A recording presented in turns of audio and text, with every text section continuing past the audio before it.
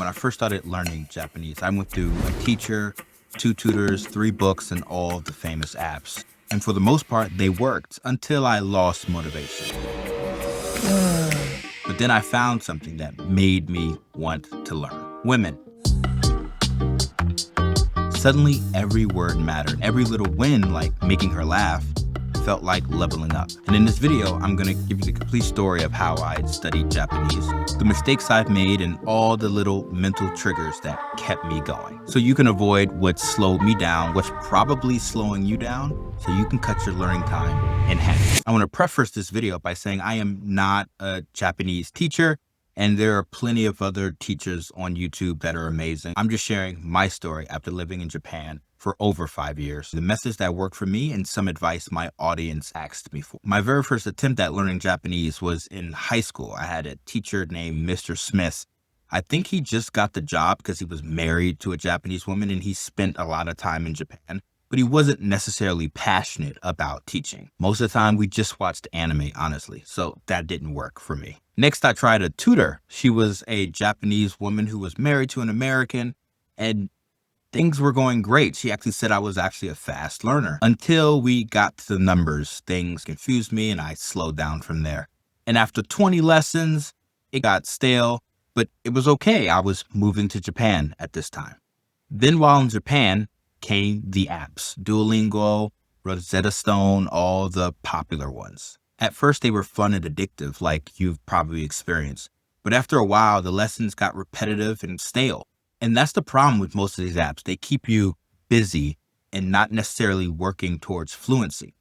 And then that's when I turned to movies. And I'm not talking about anime movies. I'm talking about real movies. Yes, they both speak Japanese, but the live action movies are how Japanese people speak without exaggerating themselves. I've always loved Japanese thrillers like Audition or Cure, or popular TV shows on Netflix like Terrace House. I would watch the first time with subtitles, and the next time I would watch it would be without subtitles. And when you already understand what they're talking about, what they're saying, you can then relate the words to the actions a lot better. And after hours and hours of watching countless movies and things like that, you start to understand Japanese. But then I tried to speak and I realized I couldn't say much. I could understand, but I couldn't reply. I was just memorizing patterns. And finally, I went to language school here, which is not as expensive as you might think. And let me tell you, sitting in a room for hours each day,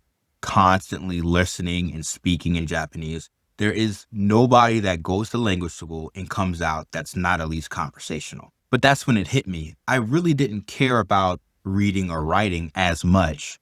I just cared about speaking and understanding. I had all these words in my head and I could follow along a conversation, but when it came to actually speaking, I sounded like a 4-year-old. It wasn't until I went out in the world and started real world conversations to where everything clicked. I'm a man and I like women. And even though I barely had 500 Japanese words in my head, I used every single one of them to try to get a girlfriend. So I started talking to women on the street, not one, not two, but hundreds at a time, sometimes up to about 100 in a day, but average maybe 20. And at first it was just rejection after rejection. It was really hard to put sentences together. But here's the interesting part. After a while, all the rejections started to clump together in certain categories or groups.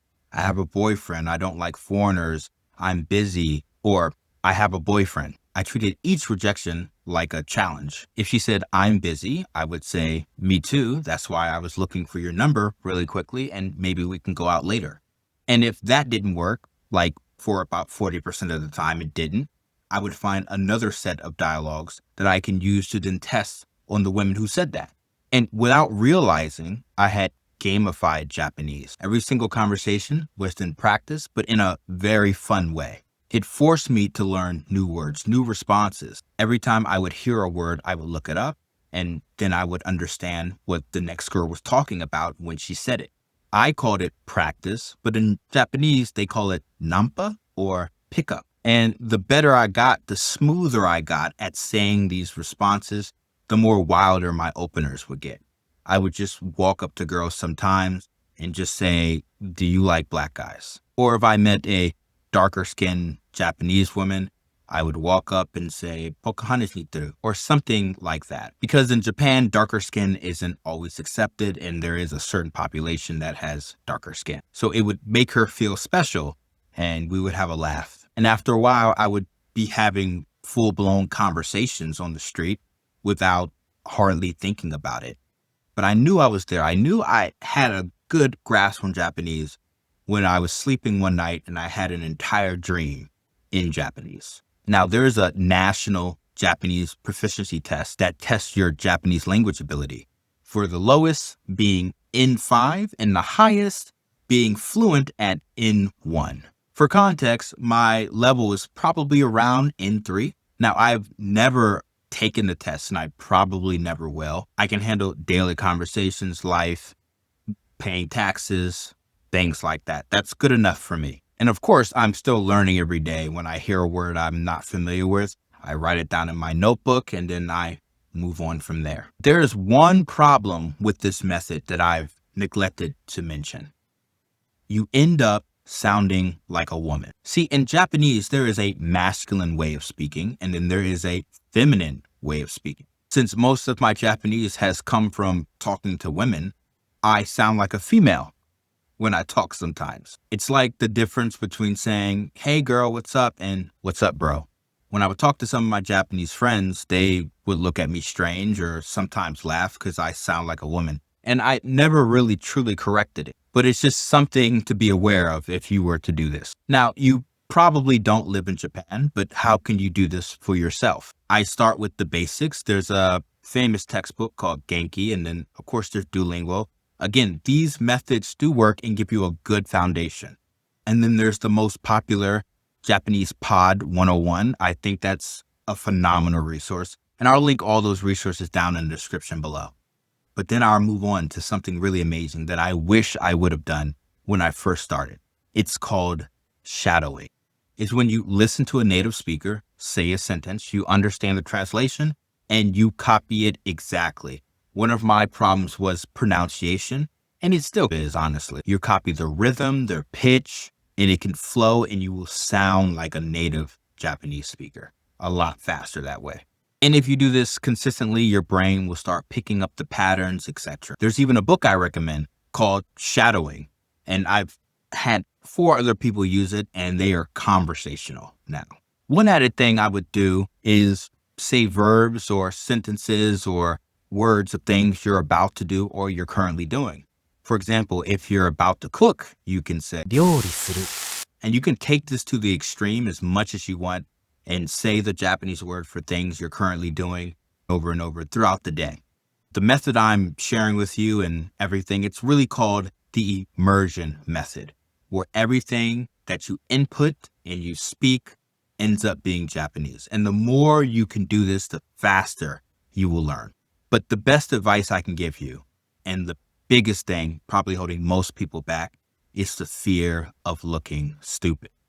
This fear kills more dreams than anything else, and it will kill your fluency in Japanese. I look like a complete idiot hundreds and hundreds of times, and most of the time, they didn't even care.